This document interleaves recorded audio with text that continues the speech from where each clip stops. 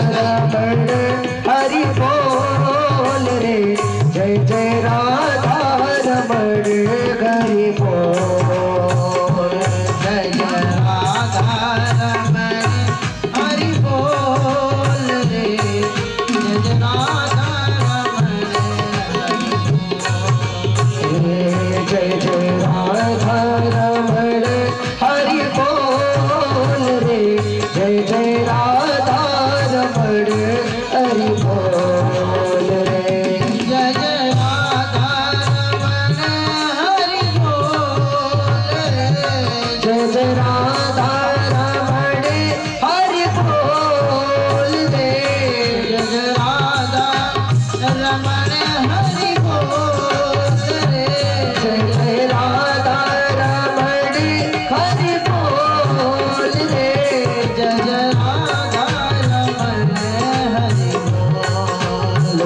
रे, जय जय राधा रमण हरि बोल रे,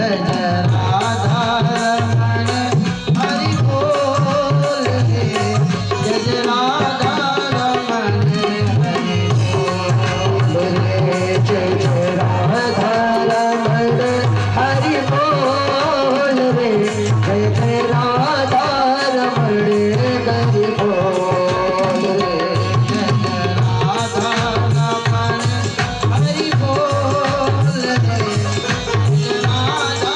रमण हरि बोल रे, जय जय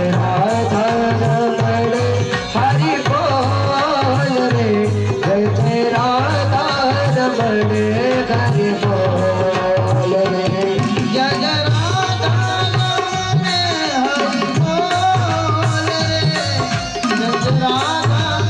रमण हरि बोल रे, जय जय राधा रमण हरि बोल रे, जय जय राधा रमण हरि बोल रे, जय जय राधा रमण हरि बोल रे, जय जय राधा रमण हरि बोल रे, जय जय राधा रमण हरि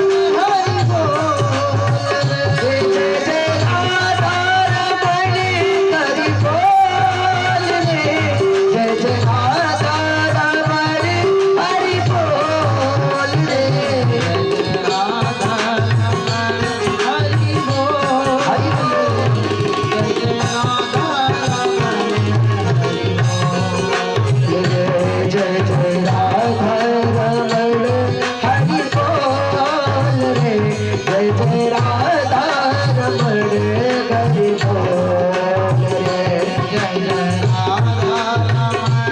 हरि बोल रे, जय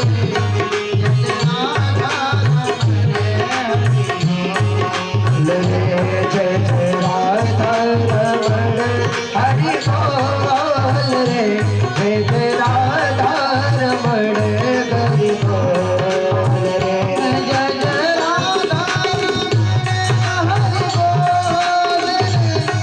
जय जय राधा रमण हरि बोल रे, जय जय राधा रमण हरि बोल रे, जय जय राधा रमण हरि बोल रे, जय जय राधा रमण हरि बोल रे, जय जय राधा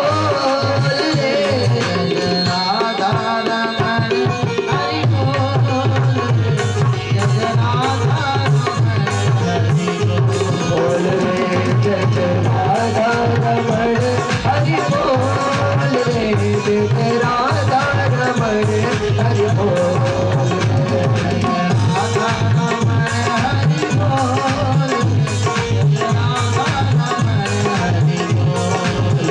जय जय राधा रमण हरि बोल रे, जय जय राधा रमण हरि बोल रे, जय जय राधा रमण हरि बोल रे,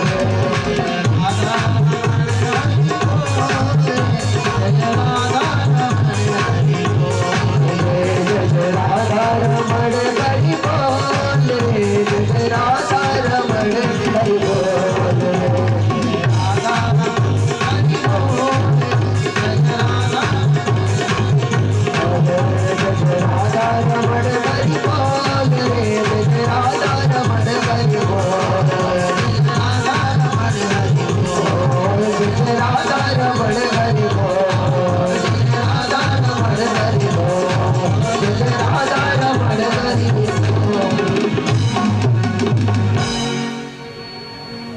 बोले श्रीमद् भागवत महापुराण की जय हो। और इस शरीर को आप किस प्रकार डालना चाहते हैं, अपने मन को, अपने बुद्धि को, अपने चित्त को, अपने अहंकार को किस ओर प्रेरित करना चाहते हैं, ये आपके हाथ में है। भक्ति की ओर की भोग की ओर। मनुष्य जीवन प्राप्त हुआ तो भोग प्राप्त करना, क्योंकि सदगृहस्थ में धन का भोग, प्रतिष्ठा का भोग, परंतु उसके साथ साथ जो परम धर्म है उसकी उपासना को भी करना चाहिए। कल हम लोगों ने बहुत ही भगवान के दिव्य बाल लीलाओं का सुंदर श्रवण किया, कथा श्रवण किया। गोवर्धन नाथ के पूजन तक हम लोगों ने कथा श्रवण किया। एक दिन बाबानंद एकादशी व्रत थे। एकादश्याम निराहारा क्षमाभ्यर्च जनार्दनम स्नातुम नंदस्तु कालिंद्याम द्वादश्याम जलमाविशत। एकादशी व्रत थे और द्वादशी को पारण करने के लिए दूसरे थे। यमुना महारानी में स्नान करने के लिए पधारे हैं। अब पहले घड़ी तो होती नहीं थी कि घड़ी देख ले कितना समय है। अर्धरात्रि में ही पहुंच गए। अब पहुंच गए उसी समय देवताओं के स्नान करने का समय था। तो जो जल के देवता वरुण जी हैं, वरुण जी के सैनिक वहीं घूम रहे थे। देखा कि इतनी रात्रि में कौन मनुष्य आ गया स्नान करने के लिए, और नंद बाबा को बंदी बना करके ले गए। बंदी बना करके ले गए और वरुण लोक ले गए। प्रातः हुआ, यशोदा मैया ने कहा, लाला तेरे बाबा तो रात्रि से ही दिखाई नहीं दे रहे। सब कोई ढूंढने के लिए गए तो यमुना पुलिन में, यमुना जी के किनारे उनके वस्त्र आदि सब रखे हुए थे। समझ गए बाबा नंद तो यमुना जी में स्नान करने के लिए आए थे। भगवान से यशोदा मैया कहने लगी, लाला पता लगा। भगवान ने ध्यान लगाया, समझ गए वरुण लोक में पिताजी हैं। यमुना महारानी में छलांग लगाई और पहुंच गए वरुण लोक। अब वरुण देवता ने जब भगवान को देखा, आद्य में निवृतो देह दैवार्थोति गता प्रभो तत्पाद भाजो भगवन वापो पार मध्वना। वरुण देवता ने जो ही भगवान के सुंदर छटा को देखा कि भगवान पधार रहे हैं, तुरंत दौड़े हैं वरुण देवता स्वागत करने के लिए। ले आए हैं, अपने सिंहासन पे बैठाया है, पूजन किया। पूजन करने के बाद वरुण देवता ने कहा, प्रभु आज यह हमारा जीवन, यह शरीर लेना हमारा सुलभ हो गया, जो आपका दिव्य दर्शन प्राप्त हुआ। आपके चरणों की सेवा का शुभ अवसर जो प्राप्त हुआ है, लगता है करोड़ों जन्म के पुण्य का फल प्राप्त हुआ है। और वरुण देवता पूजन करने के बाद भगवान से प्रार्थना किया, प्रभु आप आदेश करते मैं चला आता, आप कष्ट क्यों किए, किस कारण से आप यहाँ पधारे हैं? भगवान ने कहा, अरे जिसको तुमने बंदी बनाया मेरे पिताजी हैं। अब वरुण देवता डर के मारे क्षमा मांगने लगे, प्रभु ये हमारे सैनिक नहीं जानते थे, इसलिए आपके पिताजी को बंदी बनाया है। अजानता माम के ना मूढ़े ना कार्य वेदिना अनीतो यम तव पिता तदभावांछन्तु मरहति। ये हमारे सैनिक नहीं जानते थे कि आपके पिताजी इसलिए इनको बंदी बना करके ले आए, इन्हें क्षमा करें। और छोड़ दिया उनके पिताजी को। भगवान आज अपने पिता नंद बाबा को लेकर के जो ही बाहर आए, बाबा समझ के मेरा लाला कोई साधारण बालक नहीं, जिसकी पहचानी इतनी दूर दूर तक वरुण देवता जी की पूजा करे। तो जो गर्गाचार्य जी ने जो भविष्यवाणी किया था कि नारायण के समान गुण वाला होगा, वस्तुतः यही नारायण है। ग्वाल वालों को पता चला, ग्वाल वालों ने कहा कन्हैया एक बात तुमसे कहें, बोलो। ग्वाल वालों ने कहा कन्हैया देखो तू भगवान है। भगवान ने कहा ना ना, मैं भगवान कैसे? भगवान यदि हम होते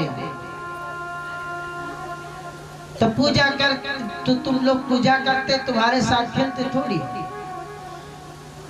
ना ना लाला कोई बात नहीं, तो एक बार अपना वैकुंठ का दर्शन करा दे, उसी में हमारे तृप्ति है।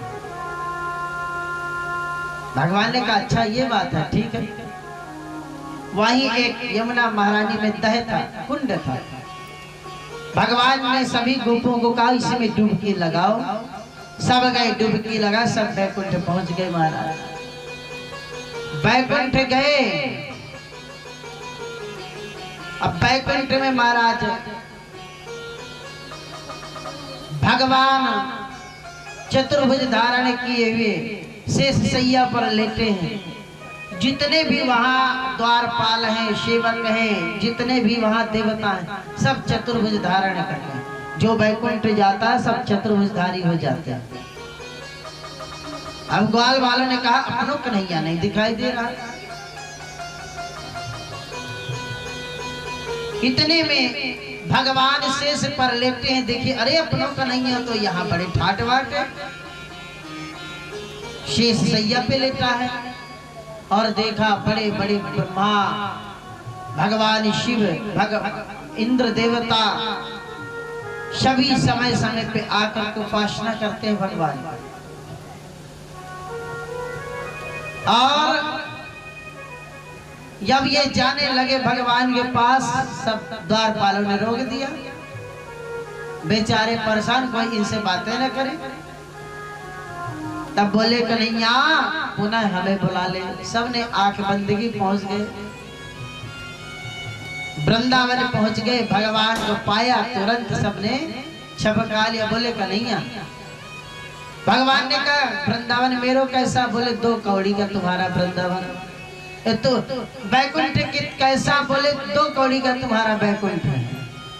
अरे ऐसा वैकुंठ किस काम का जहाँ हम तुम्हें प्रेम न कर पाए, तुम्हें स्पर्श न कर पाए, तुम्हें खिला न पाए। यहाँ तो हम तुम्हारे साथ खेलते हैं, तुमको खेल में हरा देते, घोड़ा भी बनाते हैं। वहाँ हमने देखा कि सबको समय बंधा है, इसलिए हमें तुम्हारा वैकुंठ नहीं, हमें तो तू चाहिए, तेरी भक्ति चाहिए। नंदस्तु यद्दृष्टा परमानंद निर्वृता कृष्णं चात्र छंदोपि स्तूयमानं सुविस्मिता। इस प्रकार सब भगवान के ऐश्वर्य को देख करके प्रभावित हुए। तो भगवान ने ऐसी लीला की कि सब विस्मरण हो गया। नहीं तो भगवान बन जाते तो कैसे उनके साथ कोई खेलता, ना कोई खिलाता। भगवान की क्या गति होती है जानते हैं? एक जगह में बैठा दे, पूजा करे, फिर बंद कर दो महाराज। शाम को मिले तो भोग लगा दो, सुबह मिले तो भोग लगा दो, बेचारे एक कोने में पड़े। तो भगवान ने कहा यदि भगवान बन करके रहूंगा तो सब गड़बड़ हो जाएगा। इस प्रकार भगवान ने सबको वैकुंठ का दर्शन कराया। और शरद ऋतु का आगमन हुआ। गोपियों को भगवान ने क्षीरहरण के लीला के समय आशीर्वाद प्रदान किया था कि 1 वर्ष के बाद हम सबकी मनोकामना पूर्ण करेंगे। और यहाँ भगवान की इच्छा हुई। सुंदर शरद पूर्णिमा को देख करके भगवान कि मन बनाने की इच्छा हुई, कुछ लीला करने की इच्छा हुई। भगवान पिता रात्रि शरदोत्फुल्ल मल्लिका विचरन्तु मनश्चक्रे योग मायामुपाश्रितः। भगवान शरद ऋतु के आगमन पर सुंदर पूर्णिमा को देख करके मन को बनाया योग माया के द्वारा। जो नवरात्रि, जो कुमार की नवरात्रि होती है, उसके बाद जो पूर्णिमा आती है, उसी पूर्णिमा के दिन भगवान ने महारास किया। महारास करने के लिए भगवान योग माया के द्वारा, योग माया कौन है? योग माया श्री राधा जी। योग माया के द्वारा मन को बनाया, अर्थात भगवान के मन नहीं है और प्राण नहीं है। अब प्राणो या मना शुभ्र, भगवान के मन उनके भक्त हैं और भगवान के प्राण श्री राधा जी हैं। सुंदर पूर्णिमा को देख करके सुंदर भगवान ने लीला करने के लिए, रास क्या है? रास जीव और परमात्मा के मिलन के ये रात्रि है। महारास जैसे छोटी छोटी नदियां मिलकर के समुद्र में प्रवाहित होती हैं।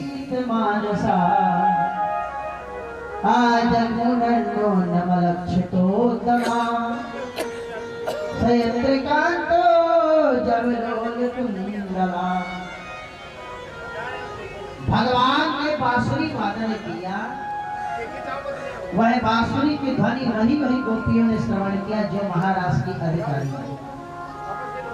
रासलीला देखा कि नहीं? वृंदावन वन में 14 वर्ष के लिए वनवास में निकले थे, तो प्रभु श्री राम के सुंदर रूप को देख करके ऋषि मुनि उनके स्वरूप को देख करके स्त्री भाव जब गया ऋषियों के हृदय में, और विचार किया कि भगवान मिल जाते तो हम उन्हें गले से लगा ले। श्री राम से दूर हो गए दोबारा, तो प्रभु श्री राम अश्वमेध यज्ञ किए हैं, और यज्ञ का नियम है बिना पत्नी के यज्ञ करना नहीं चाहिए।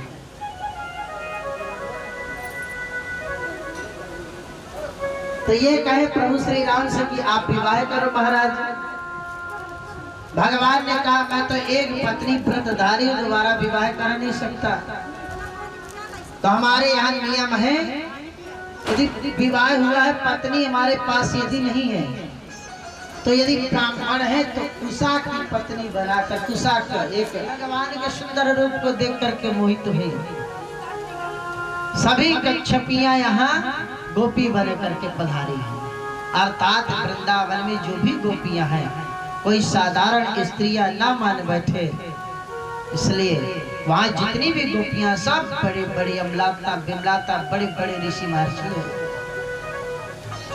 उन्हीं गोपियों के साथ आज प्रयास करने की उत्कंठा हुई भगवान, और भगवान ने बांसुरी जब बजाई, उस बांसुरी के ध्वनि को वही जो उस रास की अधिकारी है, वही गोपियों ने उस बांसुरी के ध्वनि को श्रवण किया।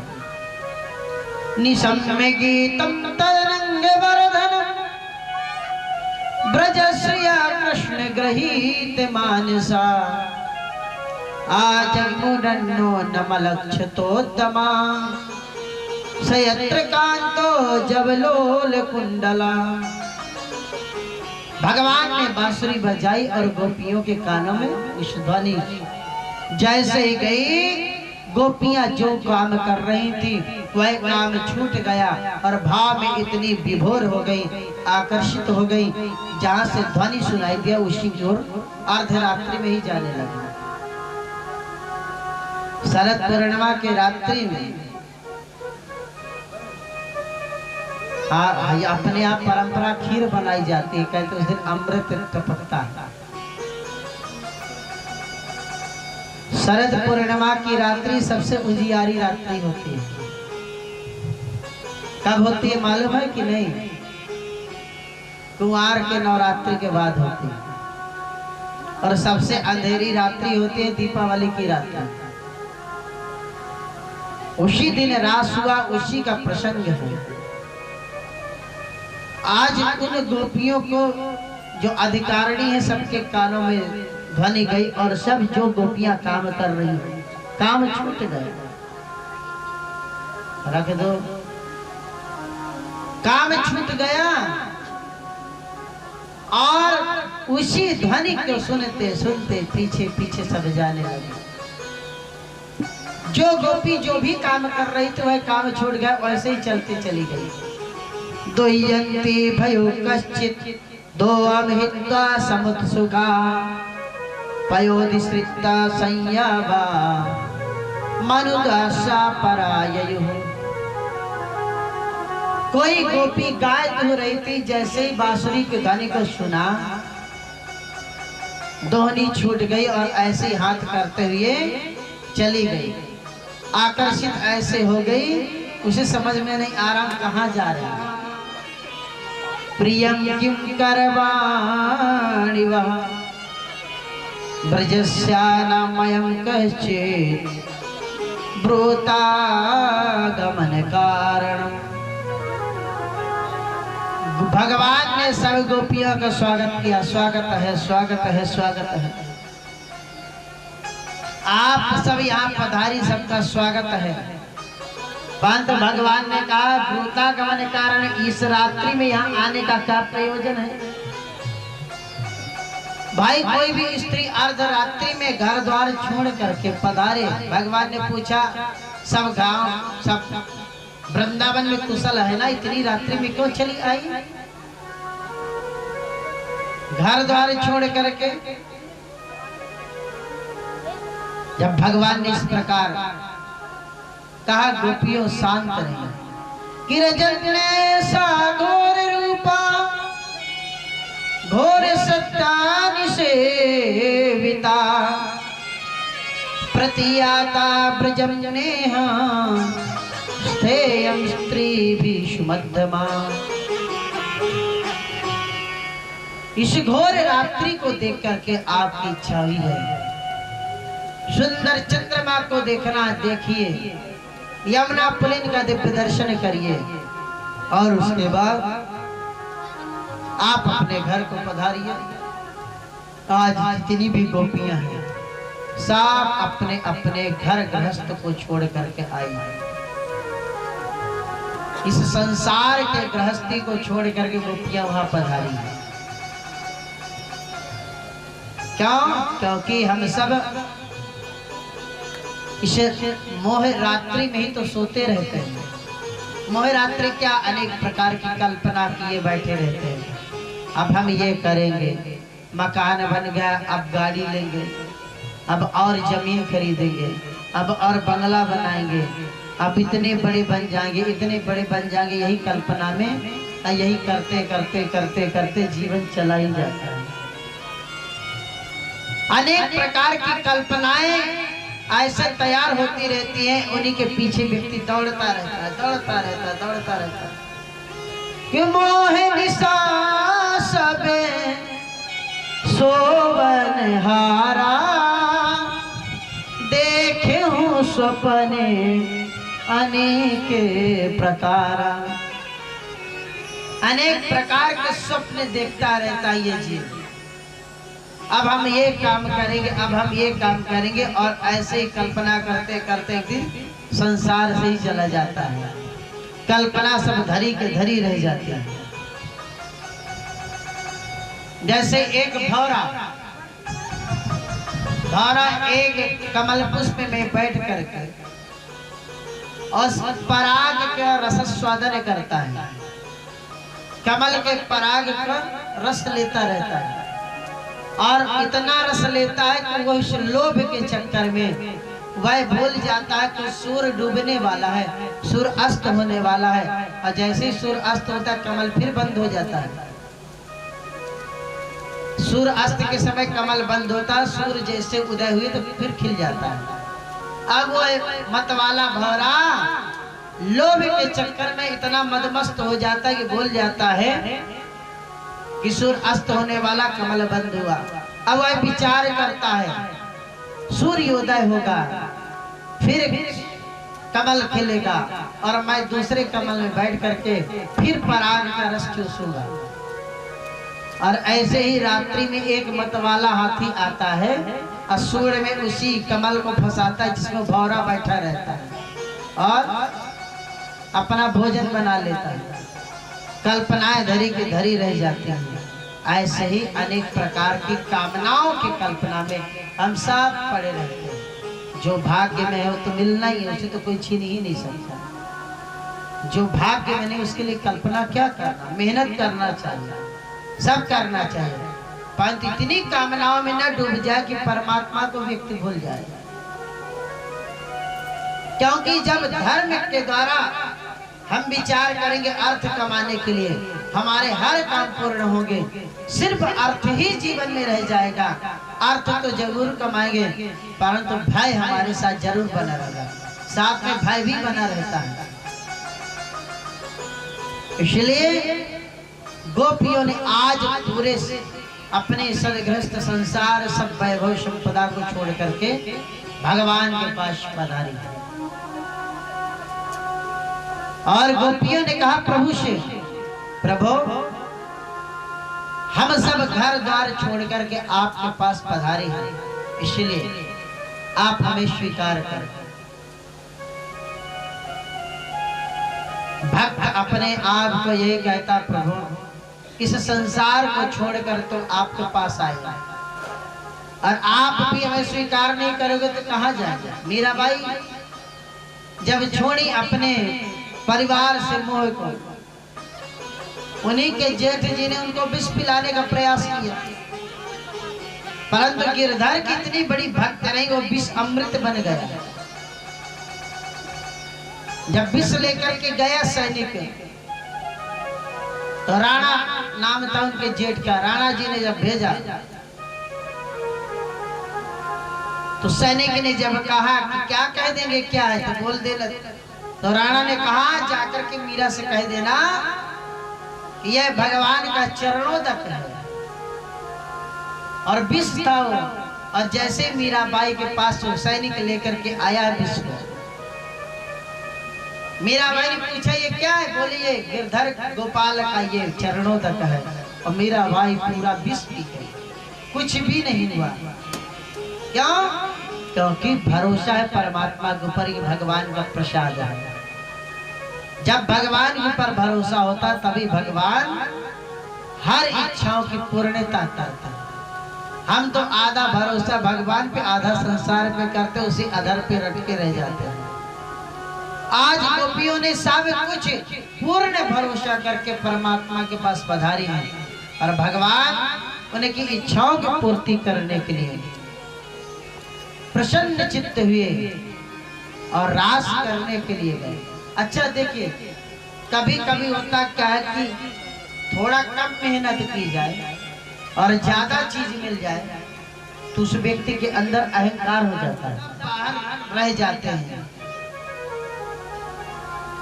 चमर जमुन अरुगंग तरंगा, देख होय दुख दारिद्र भंगा। जब प्रयागराज की सीमा में आकर के जैसे इतना दिव्य रूप माँ गंगा का, माँ जमुना का दिव्य दर्शन करते हैं, प्रयागराज का दर्शन करते हैं, दुख दरिद्र अपने आप चले जाते हैं।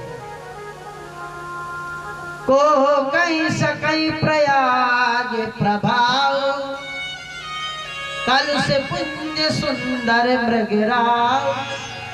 जैसे ही सीमा में घुसते हैं, प्रयाग के जितने भी कलुष हैं, देश हैं, सब सीमा में ही अर्जे रह जाते, अंदर नहीं आ पाते। ऐसे ही जब भगवान का भक्त जो होता है, जब भगवान उसके हृदय में प्रवेश करते हैं तो काम नष्ट हो जाता है। और जिसके हृदय में काम है वहां परमात्मा कभी निवास नहीं करता। तो इस प्रकार भगवान वहां से अंतर्धान हुए। गोपियां तो आपस में रोने लगी। गोपियों ने कहा प्रभु हमसे बहुत बड़ा अपराध हुआ, तो आप छोड़ करके हमें चले गए, हमें क्षमा करें और आप पुनः हमें स्वीकार करें। और आज गोपियों की दशा ऐसी हुई कि वह भूल बैठी किस भाव में है। वृक्ष से भी पूछती है भगवान को, तुलसी से भी पूछती है भगवान कहाँ गए। और दृष्टो वा कचिदस्वस्था पलक्षा न क्रोधनो मनः नंद सोनुर्गतो हत्वा प्रेम हासावलोकनै। भक्त जब भगवान से प्रेम करता उनके विरह में इतना व्याकुल रहता है, उसका चित्त सदैव परमात्मा के चिंतन पर ही जुड़ा रहता है। और आज गोपियां इस प्रकार भगवान के विरह प्रेम में व्याकुल हैं कि वह भूल गई कि पेड़ है, जाकर के बरगद से पूछती है क्या आपने भगवान को देखा? बरगद कुछ नहीं बोलते। तुलसी से पूछती हैं क्या आपने भगवान को यहाँ से गुजरते देखा? कश्चित तुलसी कल्याणी गोविंद चरण प्रिय सहत्वाली कुलय विप्रत दृष्टस्तेत प्रियोच्युतः। तुलसी से पूछती है तुलसी क्या तुमने गोविंद को यहाँ से जाते हुए देखा है क्या? तुलसी भी कुछ नहीं बोलती। गोपियां कहती है ये तो भगवान के चरणों में चढ़ती है, ये क्यों बतलाएगी कि भगवान किधर गए हैं? इसे तो अहंकार है क्योंकि भगवान के चरणों में चढ़ती है। ऐसी सबको गोपियां कोसती हुई आगे बढ़ती हैं। और भगवान श्री राधा जी के साथ वहां से अंतर्धान हुए। वृंदावन कौन कौन गया? वृंदावन कौन कौन गया? हाथ तो उठाइए महाराज। वृंदावन में निधिवन कहा कोई गया कि नहीं? सेवा कुंज निधिवन उस रास की अधिकारिणी है। यद्यपि वहां अष्ट सखी रास जहां आप लोगों ने देखा वहां सिर्फ 8 सखियों के साथ रास होता है। जो महारास हुआ है वही यमुना पुलिन के किनारे हुआ है, वो बृहद रास है जिसकी कथा चल रही है। तो इस प्रकार वहां राधा जी के साथ भगवान चले गए हैं। राधा जी ने विचार किया यदि परमात्मा हमारे साथ ही सिर्फ रास करेंगे, भगवान हमारे साथ ही रास करेंगे, तो ये गोपियां भगवान के उस दिव्य स्वरूप का दर्शन नहीं कर पाएंगे,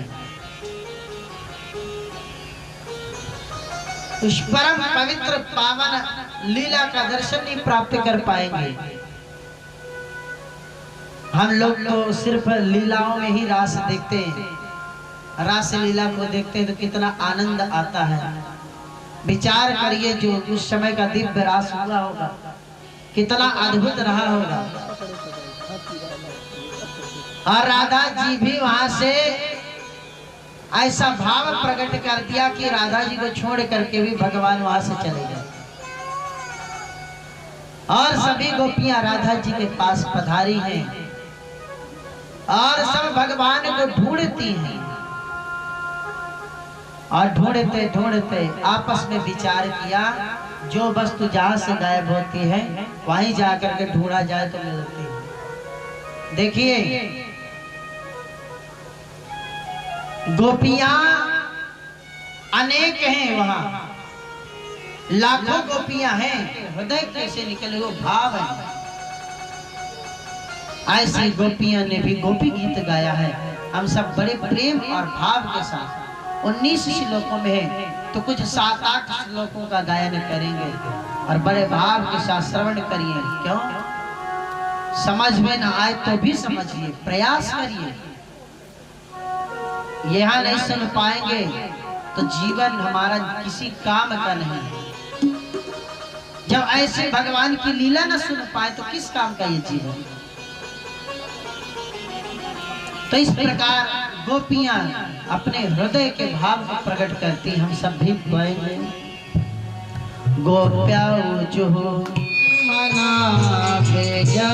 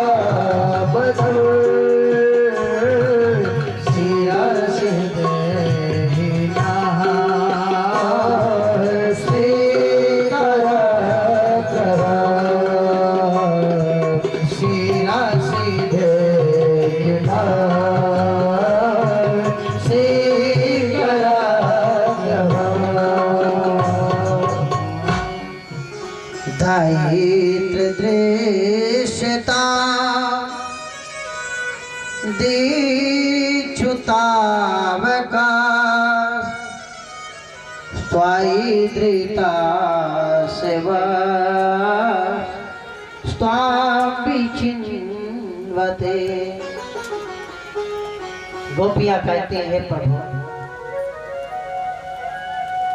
यह वृंदावन सदैव से बड़ा पूजनीय रहा है।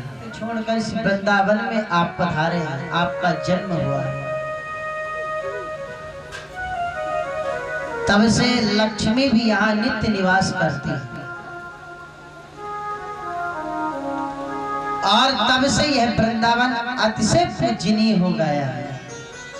लक्ष्मी स्वयं वैकुंठ छोड़ करके यहाँ बैठी है। पत्थरों में आप नंगे पैर चल रहे हैं, इसलिए प्रभु आप पुनः आ जाए, कहीं भटके नहीं।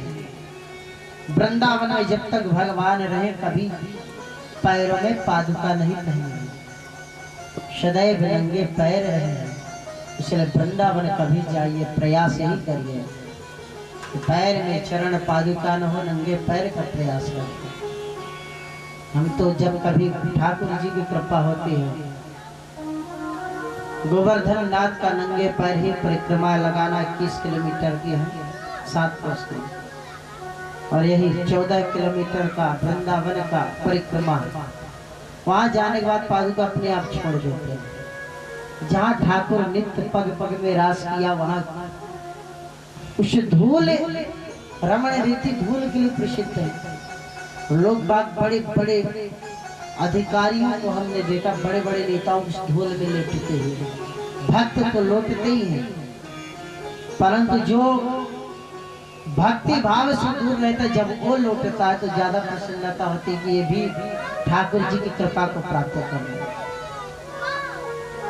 वृंदावन की रज का बड़ा महत्व है। वृंदावन के रज में छूटे तेरे प्राण, ब्रज की रज में जाकर लौटिए तो सही महाराज। इस मिट्टी में हमने जन्म लिया है और इसी मिट्टी से यदि हम ग्रहण करके कितना भी च्यवनप्राश खाओ, खूब मालिश करो, सुंदर बनाओ, जलने के बाद तेरी ही गति है शरीर की। जला देंगे तो 3-4 उठी राख बन जाओगे, आधी बोरी बन जाओगे राख। फेंक देंगे गंगा जी में तो जो मगरमच्छ आदि है जानवर खा जाएंगे, गाड़ देंगे तो सड़ जाओगे, कीड़े मकोड़े खा जाएंगे। आराधना करो, कृष्ण से प्रेम है, कृष्ण की आराधना करो, मगर जरूर प्रेम करो। गोपियां कहती है प्रभु हमारे कारण नंगे पैर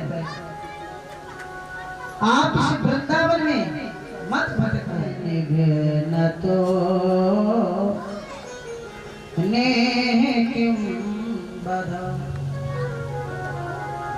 प्रभु आप भी यदि हमें छोड़ देंगे तो हम किसी काम के नहीं रह जाएंगे। यदि भगवान की कृपा इस जीवन से छूट गई ना, कोई मतलब नहीं रह जाएगा, कोई हमें साथ देने वाला नहीं होता। जा पर कृपा राम के होई, ता पर कृपा करे सब कोई। जब राम की कृपा होती है तो सब हमारे साथ आते हैं, जब उनकी कृपा नहीं होती तो कोई साथ नहीं देता। क्यों? वर्ष मारुता वैतुता नला। प्रभु आप यदि अपने विरह प्रेम में ही मारना है तो आपने कालिया नाग से क्यों बचाया? अरे सांबर तक बादल आया था कि हम इतना वृष्टि करेंगे पूरा ब्रज साफ हो जाएगा, ब्रज मंडल खत्म हो जाएगा, आपने उससे बचाया। प्रभु तलवार मारना नहीं होता, अपने प्रेम विरह में मारना भी एक मारना होता है। इसलिए प्रभु अब मत तड़पाओ, अब आप आ जाओ नाथ और हमको दर्शन दो। गोपियां रोती, गोपियां कहते प्रभु आप ये यदि मानते हो गए, इतना प्रेम करती है तो मेरे बिना प्राण छोड़ दो। महाराज दशरथ ने भगवान प्रभु श्री राम जब बन गए हैं, बन जाने के बाद जब तक सुमंत गए थे राम जी के साथ में, तब तक दशरथ जी की आशा थी कि प्रभु श्री राम लौट के चले आएंगे।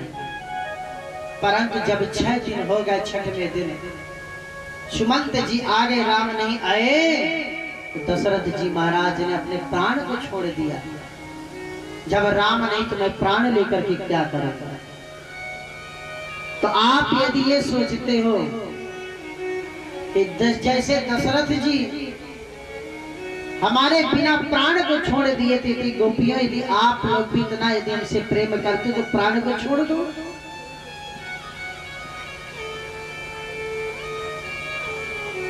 प्रभु सीता भी आपसे इतना ही प्रेम करती है, सीता के प्राण तो नहीं गए। सीता जी जब खोज करने के लिए हनुमान जी महाराज पधारे, हनुमान जी से जब माँ सीता का मिलन हुआ है, हनुमान जी लंका दहन कर दिया। जब जाने लगे प्रभु के पास, हनुमान जी ने कहा माँ ये बतलाओ मैं क्या संदेश लेकर के जाऊं, प्रभु श्री राम से क्या कहूं? तब माँ सीता ने कहा हनुमान प्रभु से ये कहना, प्रभु यदि ये सोचते होंगे कि सीता इतना प्रेम करती है तो मेरे बिना प्राण क्यों नहीं छोड़ दी, जैसे मेरे पिताजी ने प्राण छोड़ा। तो हनुमान प्राण छोड़ने का प्रयास तो बहुत करते हैं, परंतु वे प्राण जा ही नहीं पाते। क्यों?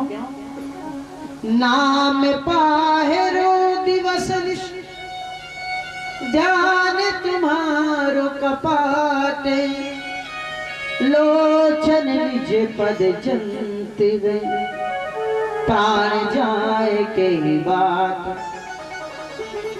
प्राण निकलने का प्रयास तो बहुत करता है, परंतु नाम पारो आपका नाम रूपी पहरेदार खड़ा हो जाता है। आंखें बंद होती है तो जैसे कपाट दरवाजा बंद हो गया हो, और जैसे ध्यान लगता है तो मानो ताला लग गया हो। ऐसी गोपियां कहती मरना तो बहुत चाहती है आपके विरह में, परंतु प्राण इसलिए नहीं निकलते। तब कथामृतम श्रीमद् भागवत का सबसे अद्भुत श्लोक है। तब कथामृतम ताप्त जीवनम कवि विरीडितम कल्मषापहम् श्रवण मंगलम श्रीमदाततम् भुवि गृह्णन्ति ते भूरिदा जना।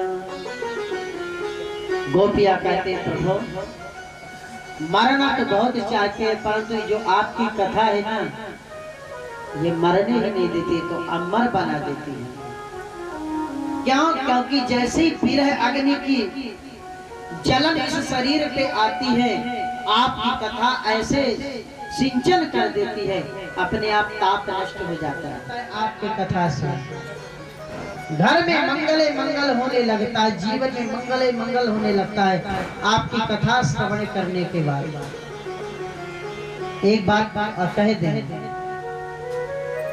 भगवान के दर्शन के बाद आपके जीवन का अहंकार या जीवन का कष्ट दूर होगा इसकी कोई गारंटी नहीं है, परंतु भगवान की कथा का प्रभाव, कथा यदि आप सुनोगे तो जीवन के दुख जरूर दूर होंगे, जीवन का अमंगल जरूर नष्ट होगा। गोपियों ने प्रमाण दिया है, और गोपियां प्रेम भक्ति की आचार्य हैं। तो इस प्रकार गोपियों ने सुंदर इस रुदन को गाया है, इस गीत को गाया है। और जब बहुत ही ज्यादा रोने लगी, फपक फपक करके रोने लगी गोपियां, इति गोप्या प्रगायन्ता प्रलपन्तश्च चित्रधा रुदु सुस्वरमराजन् कृष्ण दर्शन लालसा। मन मत मन मत भगवान इतने सुंदर लग रहे हैं। जब बड़े कठिन परिश्रम से कोई भी वस्तु मिलती है तो बड़ा ही प्रेम होता है उस वस्तु से। ऐसे ही जब इतना रुदन करने के बाद, बड़े कष्ट के बाद जब भगवान मिले, इतने सुंदर लग रहे हैं कि साक्षात मनमथ मनमता, करोड़ों कामदेव की सुंदरता भी फीकी पड़ रही है, इतने सुंदर ठाकुर जी लग रहे हैं। तो है ही बड़े सुंदर। तो इस प्रकार गोपियां कोई आकर के अपना दुपट्टा बिछाई है, कोई गोपी आकर के पंखा चल रही है, कोई गोपी आके पानी पिला रही, कोई गोपी आकर के पान खिला रही है। एक दो गोपियां तो टेढ़ी नजरों से देख रही भगवान को, क्रोध के मारे। भगवान ने कहा क्या बात है, क्यों इस तरह देख रही हो, हमने कुछ अपराध किया क्या? बोले ये बतलाओ महाराज, प्रेमी कितने प्रकार के होते हैं? बोले अरे प्रेमी तो 4 प्रकार के होते हैं। एक प्रेमी होता है माता पिता, पुत्र प्रेम करे या न करे मगर माता पिता करते हैं। दूसरा प्रेमी होता है सामने वाला प्रेम करेगा तो प्रेम करेंगे, व्यवहारी वाला प्रेम किसी काम का नहीं। तीसरा प्रेमी होता है कि सामने वाला प्रेम कोई लेना चाहता है, हम उस प्रेम को देखें भी नहीं। और ऐसा प्रेमी जो सामने वाले प्रेम को अपमानित करता है या कि नहीं ध्यान देता है, वो 4 प्रकार के होते हैं। आत्मा राम एक वह जो स्वयं में रमण करता है, भगवान का नित्य निरंतर चिंतन करता है, रहता संसार से कोई मतलब नहीं। आत्मा का जो किसी के काम से कोई मतलब नहीं, और जो सब जानता है सामने वाले प्रेम का अपमान जो करता है तो गुरु द्रोही का लक्षण होता है। जैसे गुरु का अपराध किया जाए, ऐसे ही हम सामने वाले के प्रेम को न समझें, अपराध करें, उस प्रेम के अवहेलना करें, गुरु द्रोही का लक्षण है। भगवान ने कहा, गोपियों तुम्हारे प्रेम के सामने मैं इतना बड़ा ऋणी हो चुका हूँ कि मैं कितना भी अपने अवतार ले लूं, परंतु तुम्हारे प्रेम रूपी भक्ति से उड़ने नहीं हो सकता। भगवान के सत्य गोपियां कितनी प्रेम करती होंगी, गोपियां जानते हैं कि भगवान जानते हैं। इसलिए प्रेम की कोई सीमा नहीं है और प्रेम कभी घटता नहीं, प्रेम बढ़ता ही रहता, प्रेम रूपी। इसीलिए नारद जी ने एक भक्ति सूत्र लिखा है। भक्ति सूत्र में लिखा गया कि प्रेम भक्ति की आचार किसको लिखा जाए, सबसे सुंदर भक्ति कौन होती है, तो लिखा यथा ब्रज गोपी का नाम। गोपियों ने जिस प्रकार भगवान से अनन्य प्रेम भक्ति किया है, वही प्रेम भक्ति करो, भगवान क्यों नहीं दर्शन देंगे, जरूर देंगे, उनको देना ही पड़ेगा। एक ही बार में अभिमान करना चाहिए और कहीं अभिमान मत करो, एक ही उसी ऐसे अभिमान जाई जान भोरे, मैं सेवक रघुपति पति मोरे। मैं आपके अलावा इस संसार को किसी को नहीं देखना चाहती। बंसी वारो सामरो पलक ढाक कहिले, ना मैं देखूं और को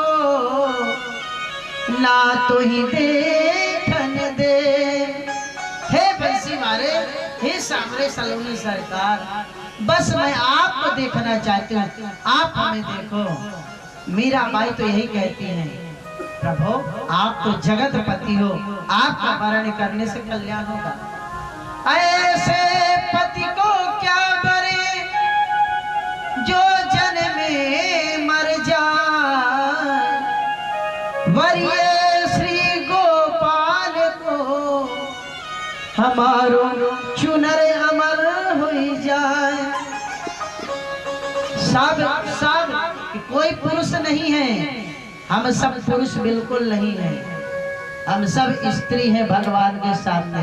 पुरुष किसे कहते हैं, जो इस पुर में वास करता है, ये पुर है।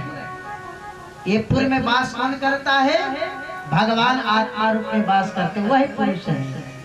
हम सब गोपी हैं भगवान। यदि कोई पुरुष मान बैठे मैं पुरुष हूँ, तो वो फालतू अभिमान में जगह रहता है। पुरुष तो जो इस पुर में वास कर वही पुरुष है। एक बार मीराबाई वृंदावन गई, जीव गोस्वामी जी बहुत अच्छे संत हैं, भागवत जी में उन्होंने बड़ी दिव्य टीका लिखी है। उनके शिष्यों से मीराबाई ने कहा कि अपने गुरु जी से कहिए कि मीराबाई मिलने के लिए आई है। अच्छा, जीव गोस्वामी जी का नियम था, वो किसी स्त्री से नहीं मिलते थे। कह दिया कि जाके कह दो मैं किसी स्त्री से नहीं मिलता। मीराबाई ने कहा मैं तो जानती थी कि वृंदावन में एक ही पुरुष है, भगवान श्याम सुंदर के अलावा दूसरा कोई पुरुष नहीं है। ये दूसरा पुरुष कहाँ से पैदा हो गया जो स्त्री से नहीं मिलता है। जीव गोस्वामी जी ने शब्दों को अपने कानों से सुना, दौड़ते हुए आए और मीराबाई के चरणों में लेटे गए। इतने बड़े महान संत मीराबाई के चरणों में गिर पड़े। मीराबाई उठाई और जीव गोस्वामी जी ने कहा, हे मीराबाई, आपने तो मेरे अभिमान को आपने छुड़ाया है। आपने सत्य कहा है, पुरुष तो सिर्फ भगवान श्याम सुंदर ही है। तो इस प्रकार गोपियां आपस में प्रसन्न होकर के भगवान से रास करने लगी हैं। देखिए, हम लोग मन से ही उस दिव्य रास का आनंद लेंगे भजन के माध्यम से। और भगवान ने जब रास किया है ना, सूर्य, चंद्रमा, भगवान शिव, पार्वती, सब जहां जो है वहीं से रास आनंद लिया। रास का मतलब हमने कहा ना, भक्त और भगवान का मिलन ही रास है। भगवान कृष्ण का अवतार ही रास के लिए हुआ है, भक्तों को आह्लादित करने के लिए, भक्तों को दर्शन प्राप्त कराने के लिए। हम लोग भी बढ़िया आनंद लेंगे। रास रचो है, रास रचो है, राधा के संग का ना रास रचो है। रास रचो है, रास रचो है, राधा के संग का ना रास रचो है। रास रचो है, रास रचो है, यमुना किनारे का ना रास रचो है। रास रचो है, रास रचो है, यमुना किनारे का ना रास रचो है।